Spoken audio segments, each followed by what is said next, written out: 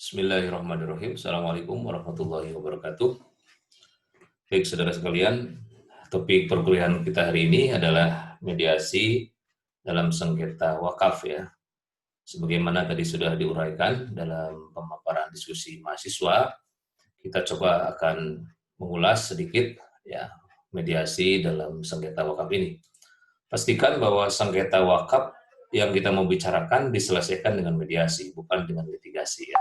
Itu yang paling penting yang nampaknya perlu kita sepakati supaya pembahasan kita pada topik tentang mediasi ini betul-betul bicara tentang penyelesaian sengketa mediasinya, bukan sengketa litigasinya.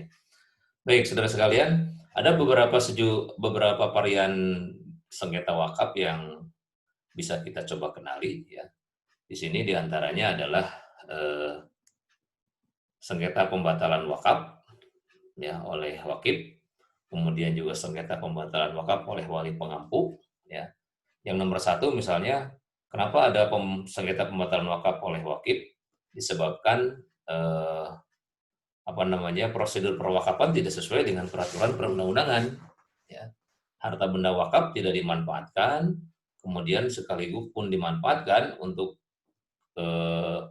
dimanfaatkan tidak sesuai dengan peruntukan tanah wakaf ya.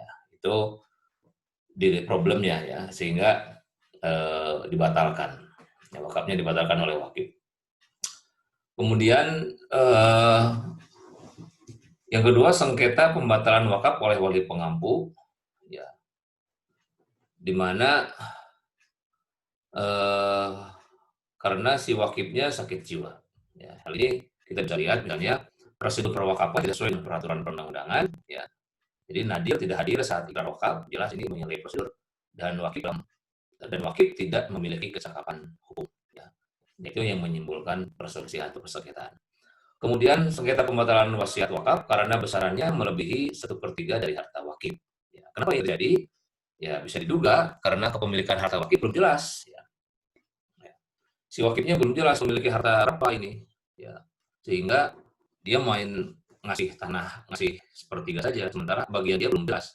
Mungkin masih ada harta bersama yang harus dibagikan ya, sehingga menimbulkan perselisihan atau persengketaan. Kemudian yang berikutnya adalah proses perwakapan tidak disusun dengan proses sengketa status tanah wakaf oleh ahli waris wakif dengan ahli waris wakif lain ya. Jadi satu keluarga, di satu keluarga itu tidak paham apakah ini sudah diwariskan atau belum, sehingga menimbulkan perselisihan. Kemudian yang berikutnya, sengketa pihak ketiga dengan wakif dan Nadir terkait. Nah ini juga terkait karena proses wakapan tidak disusul dengan balik nama kepada Nadir sebagai sertifikat wakaf sehingga dikuasai oleh pihak ketiga. Nah inilah sebetulnya saudara sekalian penyebab terjadinya sengketa wakaf yang terjadi di masyarakat ya. Nah sekarang kalau ini terjadi sengketa di dalam masyarakat, kita menggunakan pendekatan mediasi itu seperti apa penyelesaiannya. Nah ini yang mungkin. Nah inilah tahap mediasi yang biasa digunakan di dalam penyelesaian sengketa.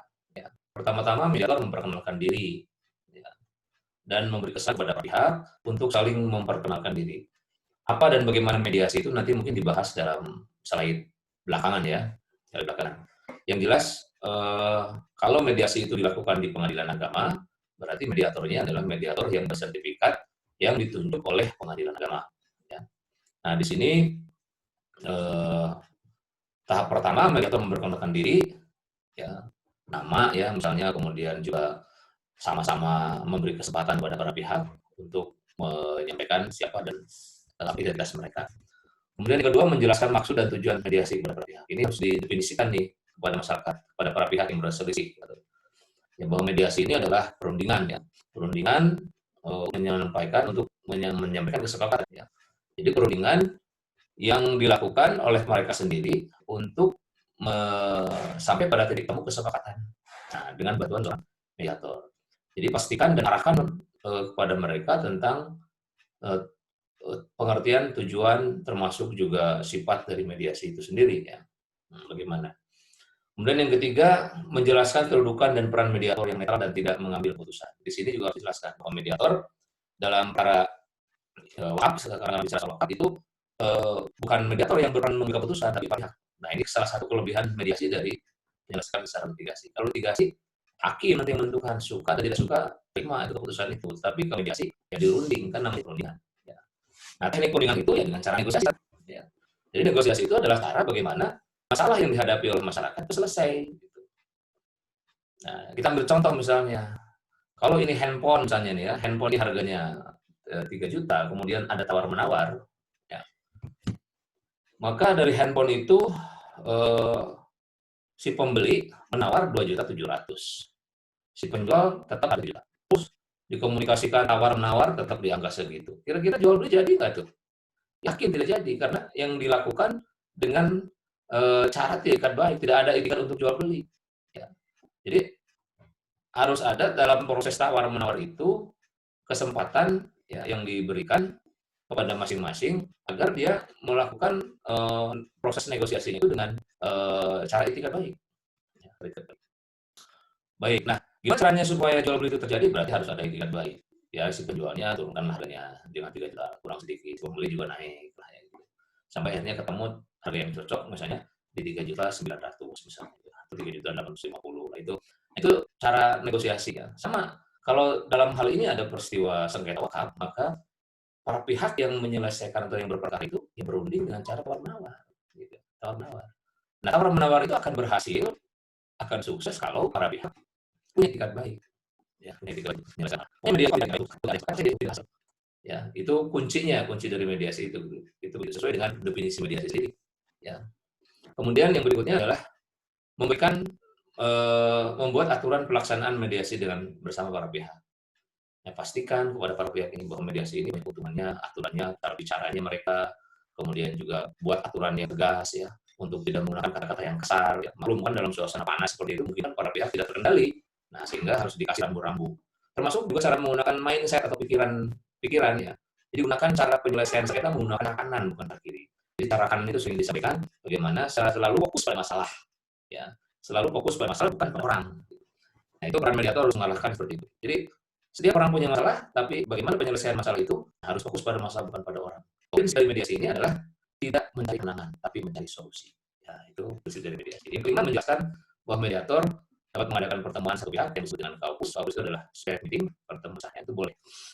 Kemudian yang keenam memberi kesempatan kepada para pihak untuk menyampaikan permasalahan dan usulan perdana. Ya, jadi yang mengusulkan perdamaian para pihak. Mediator bisa tanggapi atau juga bisa saja mediator dalam hal tertentu mengusulkan kalau diterima oleh para pihak. Ya. Jadi betul-betul mediator itu memfasilitasi. Ya. Makanya keputusannya pun diambil oleh kedua belah pihak. Dan itulah yang disebut dengan keuntungan mediasi itu win-win solution. Ya, beda dengan litigasi. Kalau litigasi win-win solution, suka tidak suka terima. Kalau mediasi yang berunding cari mana yang bisa disepakati. Nah itu ya. Nah itu budaya seperti ini harus menjadi budaya masyarakat yang tumbuh ya. Supaya tidak numpuk di pengadilan penyelesaian sengketa itu. Biar mediator ada kerjaan lah. Ya. Sarjana-sarjana, kemudian juga magister-magister hukum keluarga kan bisa bekerja menjadi mediator kalau masyarakat sudah tumbuh boleh menyelesaikan sengketanya. Ya. Kemudian menginventarisir persoalan dan mengadakan pembahasan berdasarkan skala prioritas. Ya. Lalu memfasilitasi dan mendorong para pihak. Ya. Ini untuk menggali kepentingan, kemudian juga menelusuri dan menggali kepentingan para pihak. Ya. Jadi bukan pada posisi tapi juga pada kepentingan para pihak ya untuk melihat bagaimana mediasi itu akan dilakukan ya. Ini penting ya dalam hal mediasi. Baik, sebentar. Yang gitu ya tahapan-tahapan mediasi yang perlu dicermati. Kemudian terjadi proses mediasi sengketa wakaf. Ya. Kemungkinan itu menjadi kunci bagi setiap persoalan yang diselesaikan oleh mediasi. Ya. Entah itu mediasi harta bersama, waris, perceraian, ya, perkawinan, ya, dan varian-variannya itu kurang lebih akan berakhir pada kemungkinan terjadinya proses penyelesaian sengketa dengan mediasi seperti 4 hal pola ini. Ya. Yang pertama, salah satu pihak menyangkal apa yang dituduhkan dan dianggapnya mana-mana. Ya, misalnya bahwa proses wakafnya tidak sah, ya, nanti akan disangkal salah satu pihak. Itu fitnah, itu mengada-ngada, itu bohong. Nah itu harus dibuktikan. Ya. Jadi akan ada sangkalan lah dari salah satu pihak terhadap kebenaran gugatan lah ya, gugatan yang diajukan oleh pihak yang lain. Entah itu prosesnya, entah itu peruntukan wakaf yang tidak jelas, tidak sesuai dengan ikrar wakaf, nanti akan dibantah. Kata siapa wakaf ini tidak sesuai dengan peruntukan? Ini saya akan sesuai dengan peruntukan wakaf. Nah itu nanti akan seperti itu. Kemudian salah satu pihak tidak sepakat. Tadi prinsip mediasi ini adalah punya etikat baik untuk sepakat. Nah sekarang kalau tidak sepakat salah satunya, menyelesaikan dengan mediasi atau tidak mau berdamai, ya ingin puas ke pengadilan, ya itu nggak bisa dilaksanakan mediasi lebih lanjut. Ya.